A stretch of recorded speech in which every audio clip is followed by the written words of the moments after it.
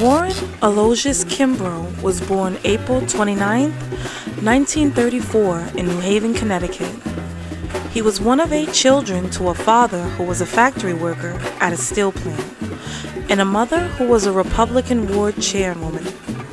Shortly after dropping out of high school, Warren became involved with the mayor's urban renewal project in hopes of making a difference.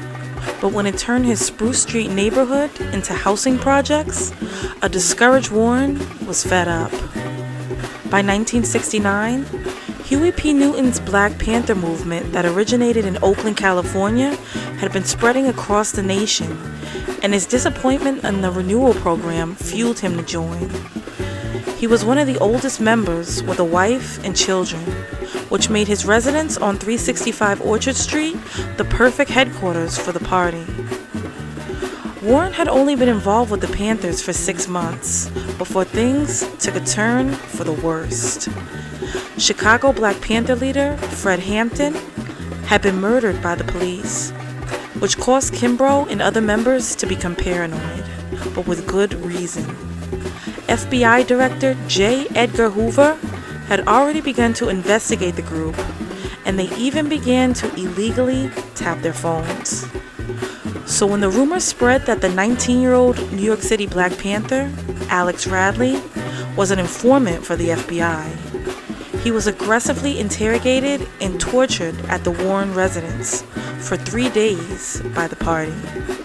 By day 3, Black Panther member George Sams ordered Warren and Bridgeport Black Panther Lonnie McLucas to shoot Alex dead. They shot him around 8 or 9 times.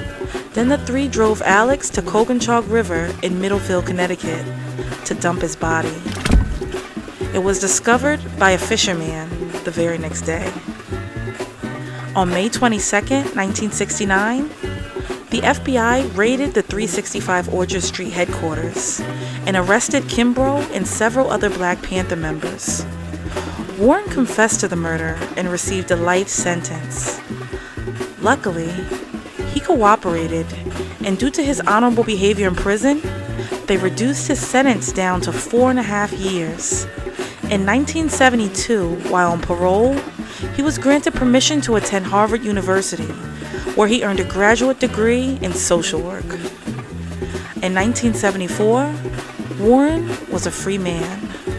But even after serving his time, his guilty conscience consumed him. So he dedicated his new life to the community by speaking at schools in New Haven and even became an assistant dean at Eastern Connecticut State University. Is this your first time hearing the story of this Black Connecticut icon? If so, share your thoughts and opinions below.